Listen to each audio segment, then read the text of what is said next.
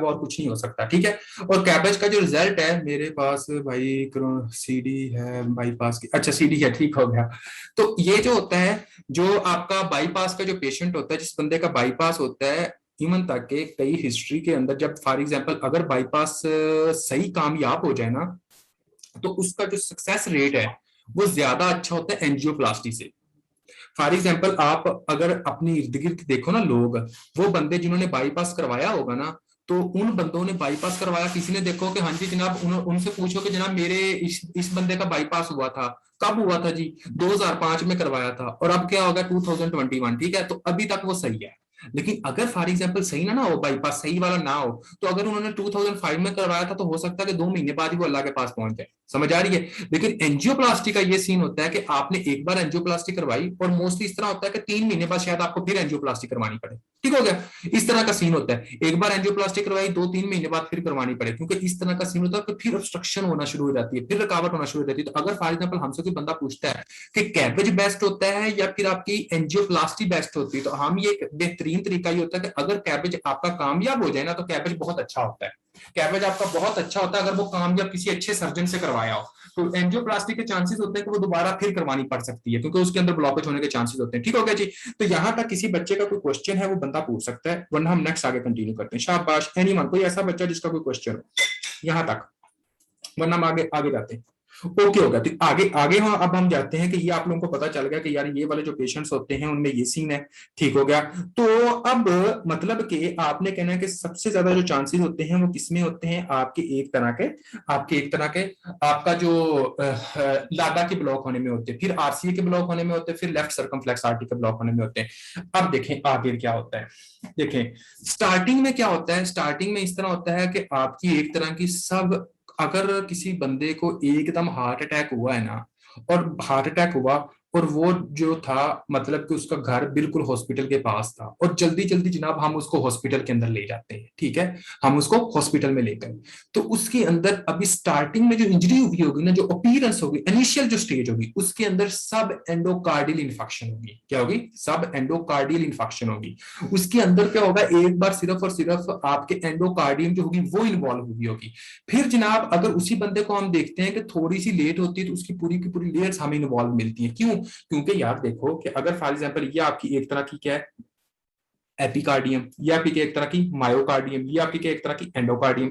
अब देखें कि ब्लड को इधर से इधर आते हुए थोड़ा सा टाइम तो लगना ही है ना, इधर ब्लॉकेज होने में थोड़ा बहुत टाइम तो लगेगा ना। अगर फॉर एग्जांपल आपकी ब्लॉकेज इधर हुई है, आपकी ब्लॉकेज इधर हुई है, और ब्लॉकेज होने में ब्लड इधर तक सही नहीं पहुंचा, और इधर तक मिल रहा है, थोड़ा बहुत मिल रहा है, ठीक हो गया।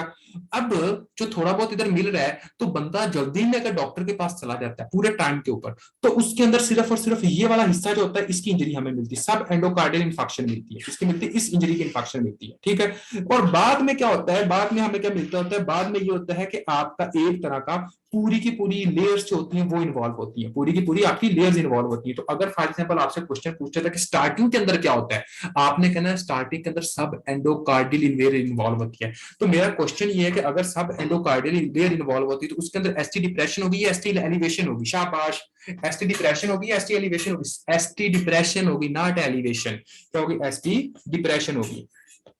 उसके बाद आपने कहना है कि अगर पूरी की पूरी लेयर्स इन्वॉल्व है, तो उसके अंदर क्या होगा? एसटी एलिवेशन होगी। क्या होगी? एसटी एलिवेशन होगी। तो स्टार्टिंग के अंदर एसटी डिप्रेशन मिलती होती है, और बाद में करके आपकी एसटी डिप्रेशन मिलती है। अब हम आते हैं मजे वाली चीजों की तरफ, जिधर से क्वेश्चन बहुत ज्यादा आते हैं, ठीक है। देखें फॉर एग्जाम्पल एक बंदा हमारे पास आया, मैं एक बार सारा बातों के अंदर से ये रिपीट करूंगा। फॉर एग्जांपल हमारे पास एक पेशेंट आता है, उस पेशेंट की हिस्ट्री ये है, उसकी फैमिली बताती है कि जनाब इसको अटैक हुआ या ये वाला सीन है, ठीक हो गया। हमने जनाब जब उसको देखते हैं तो उसके जो सिम्टम्स थे, उसके चेस्ट पेन थी, क्रशिंग चेस्ट पेन थी, जो कि जनाब उसकी नेक की तरफ जा रही थी, जो कि उसके बाजू की तरफ जा रही थी, उसको पसीना था, उसको सांस लेने में इशू था, उसके स्किन का कलर थोड़ा सा चेंज हुआ पड़ा था। तो आपका बहुत ज्यादा मोस्ट इंपॉर्टेंट है क्वेश्चन आता है, जहां पर भी क्वेश्चन आए कि बेस्ट इनिशियल टेस्ट क्या है, आपने कहना है ईसीजी। बेस्ट इनिशियल टेस्ट जो होता है वो ईसीजी होता है, ठीक है। फॉर एग्जांपल जैसे ही आप लोगों ने देखा होगा ना कि जैसे इमरजेंसी वार्ड में जाओगे ना, तो आप जितना मर्जी जाए, सबसे पहले उन्होंने कहना कि ईसीजी वार्ड में ले जाओ जनाब इसको। तो सबसे बेस्ट टेस्ट होता है वो ईसीजी होता है, क्योंकि ईसीजी में आप लोगों को थोड़ा बहुत पता चल जाता है, जो अच्छा जो होता है ना ईसीजी जिसको पढ़नी आती है, ठीक हो गया, उस बंदे को पता चल जाता है कि हाँ जी जनाब इसका ये मसला बन चुका है। उसको इतना पता चल जाता है। तो अगर फॉर एग्जाम्पल आपसे क्वेश्चन पूछा जाए कि जो बेस्ट टेस्ट है वो कौन सा है, तो आपने कहना कि स्टार्टिंग का जो बेस्ट टेस्ट है वो है होता है ईसीजी, ठीक है। अब मेरी बात को गौर करना है। दूसरा क्वेश्चन, फॉर एग्जाम्पल अगर किसी आपके सेल की इंजरी हो चुकी है, अगर सेल की इंजरी हो चुकी है, तो अगर फॉर एग्जाम्पल ये आपका सेल है, ये आपका एक तरह का सेल है, जब आपकी इंजरी हो गई है तो ये सेल की जो मेम्ब्रेन होती है ना वो डैमेज हो जाती है, क्योंकि मेम्ब्रेन को एक तरह की डैमेज हो जाती है। जब उसकी मेम्ब्रेन डैमेज होती है तो सेल के अंदर जो भी मटीरियल है वो बाहर निकलेगा कि नहीं निकलेगा, शाबाश बताइएगा जी। आपके सेल के अंदर जो भी मटेरियल है वो बाहर निकलेगा कि नहीं निकलेगा, सिंपल सी बात है भाई, वो बाहर निकलेगा। तो जब वो सेल के अंदर से जो भी मटेरियल होता है वो बाहर निकलेगा, तो सेल के अंदर होते हैं कुछ एंजाइम्स, हर सेल के स्पेसिफिक एंजाइम होते हैं, हर सेल्स के स्पेसिफिक एंजाइम्स होते हैं। फॉर एग्जांपल आप एलएफटी क्यों करवाते हो, एलएफटी एंजाइम्स है, लीवर फंक्शन टेस्ट होता है, उसके अंदर एंजाइम होते हैं, एएलटी हो गया, समझ आ रही, एएसटी हो गया। और वो जनाब जो एंजाइम्स होते हैं, अगर तो वो एंजाइम्स अगर फॉर एग्जांपल इधर से निकलकर ये सेल से बाहर निकलकर ब्लड के अंदर आ रहे हैं, तो इसका मतलब क्या है कि आपका सेल की जो मेम्ब्रेन है वो डैमेज है। और जब आपके सेल की मेम्ब्रेन डैमेज है तो इसका मतलब है कि सेल ही डैमेज है, सेल ही डैमेज है। तो हम ये कह सकते हैं कि अगर फॉर एग्जांपल कोई सेल डैमेज हो तो उसके नतीजे में जो एंजाइम्स होते हैं वो ब्लड के अंदर बढ़ जाते हैं। मेरी बात को समझ रहे कि नहीं समझ रहे, उसका मतलब क्या होता है कि वो सेल के अंदर जो एंजाइम्स, ब्लड के अंदर जो एंजाइम्स होते हैं वो बढ़ रहे हैं। इसीलिए एक छोटी सी एग्जांपल देता हूं, फॉर एग्जांपल अगर कोई बंदा हम एलएफटी करवाते हैं और एलएफटी के अंदर हमें जनाब आपके जो लीवर के एंजाइम्स वो बढ़े हुए मिलते हैं, ब्लड के अंदर उनका लेवल बढ़ा हुआ है, तो हम क्या कहेंगे कि इनके लीवर के सेल्स की इंजरी हो चुकी है, ठीक है। तो इसी तरह हार्ट के जो सेल्स होते हैं उनके भी कुछ स्पेसिफिक एंजाइम्स होते हैं, और उन जो स्पेसिफिक एंजाइम होते हैं उनको कहते हैं ट्रोपोनिन हो गया, सीकेएमबी हो गया, ठीक हो गया। अब दूसरी बात जो मोस्ट इंपोर्टेंट बात है, पहला टेस्ट कौन सा सबसे बेस्ट टेस्ट है, वो कौन सा होता है आपका ईसीजी। उसके बाद हम करते हैं cardiac marker test, cardiac enzyme marker test. ये भी टेस्ट आप जिस बंदे को भी कभी एक बार एमआई हुआ होगा ना, मायोकार्डियल इंफार्क्शन या हार्ट अटैक हुआ होगा ना, तो उसके घर वालों ने कम से कम, या जो डॉक्टर होगा ना, अच्छा उसने लाजमी ये टेस्ट करवाया होगा, उसका लाजमी करवाया होगा, मैं गारंटी के साथ कहता हूँ। उसके अंदर कार्डिक मार्कर टेस्ट होता है, कार्डिक मार्कर टेस्ट होता है। वो कार्डिक मार्कर टेस्ट करते हैं। कार्डिक मार्कर टेस्ट में क्या होता है, टी ट्रोपानिन, ट्रोपानिन आई जो होता है वो सबसे आपका सेंसिटिव और स्पेसिफिक होता है। अगर क्वेश्चन के अंदर आए कि ऐसा कौन सा टेस्ट होता है, कौन सा ऐसा एंजाइम होता है जो कि मोस्ट स्पेसिफिक और सेंसिटिव होता है, तो आपने कहना है ट्रोपानिन आई। ये आपका दूसरा एमसीक्यू है, बहुत ज्यादा मोस्ट इंपोर्टेंट एमसीक्यू, ठीक हो गया। उसके बाद आप एक और टेस्ट करते होते हो जिसको हम कहते होते आपका सीकेएमबी, क्या कहते होते आपका सीकेएमबी करते होते हैं। देखें जो आपका सीकेएमबी होता है ना वो री इन्फेक्शन को शो करता है। री इन्फेक्शन का क्या मतलब है, देखें री इन्फेक्शन का क्या मतलब है, मेरी बात को गौर करना है। री इन्फेक्शन का जो मतलब होता है वो इस तरह है, देखें फॉर एग्जांपल एक बंदा था, उसको जनाब 7 दिन पहले आप इस तरह समझे कि एक बंदा था, उसको जनाब एक हार्ट अटैक हुआ, ठीक हो गया। अब उसको जो हार्ट अटैक हुआ, डॉक्टर ने कुछ मेडिसिन दी, डॉक्टर ने मेडिसिन दी, और उसके बाद क्या है वो घर चला गया। 4 दिन बाद उसको फिर हार्ट अटैक हो गया, उसको फिर हार्ट अटैक हो गया। और जो 4 दिन बाद उसको फिर हार्ट अटैक हुआ, वो जो हार्ट अटैक उसको री इन्फेक्शन का, दोबारा उसको इन्फेक्शन हुई है, तो उसमें अगर बेस्ट कोई टेस्ट है तो वो सीकेएमपी है। कौन सा आपका सीकेएमपी है। देखें अगर फॉर एग्जांपल क्वेश्चन के अंदर ये आता है ना, ये क्वेश्चन के अंदर आता है कि best initial cardiac marker, best initial cardiac marker, तो आपने देना troponin I, most specific and most sensitive. अगर क्वेश्चन के अंदर इस तरह आता है ना कि हाँ जी जनाब आपकी री इन्फेक्शन की इंजरी है, या वो कह देता है कि एक बंदा था, एक पेशेंट था, वो डॉक्टर के पास इमरजेंसी डिपार्टमेंट में आया, उसको जनाब ये डेट के अंदर इस तरह का, एक तरह का क्या हुआ, एक तरह का एमआई का अटैक हुआ, आफ्टर 4 डेज वो फिर दोबारा आपका एक तरह का वही सिम्टम्स के साथ अपीयर आप हो गया, तो उसके लिए बेस्ट टेस्ट कौन सा है, तो आपने कहना सीकेएमबी। कौन सा आपका सीकेएमबी, क्योंकि सीकेएमबी जो होता है वो री इन्फेक्शन को शो कर रहा होता है। वो किसको शो करता है, आपका री इन्फेक्शन को शो करता है। इसके साथ आप एलडीएच का टेस्ट भी करते हो, मतलब के ठीक हो गया, एलडीएच टेस्ट भी करते होते हैं वैसे, लेकिन वो इतना मेन इंपॉर्टेंट नहीं, सबसे ज्यादा ये 2 मोस्ट इंपॉर्टेंट है, ठीक है। एलडीएच भी करते होते हैं, आपको ये बात का पता होना चाहिए।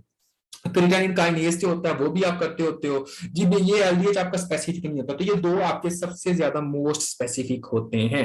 अब फॉर एग्जांपल मुझे आप लोगों ने बताना है, अगर आप एज अ डॉक्टर हो, आपके पास कोई पेशेंट आता है और उसके बाद उसको एमआई के सिम्टम्स है, सबसे पहले आप कौन सा टेस्ट करवाओगे, शाबाश बताइए जी।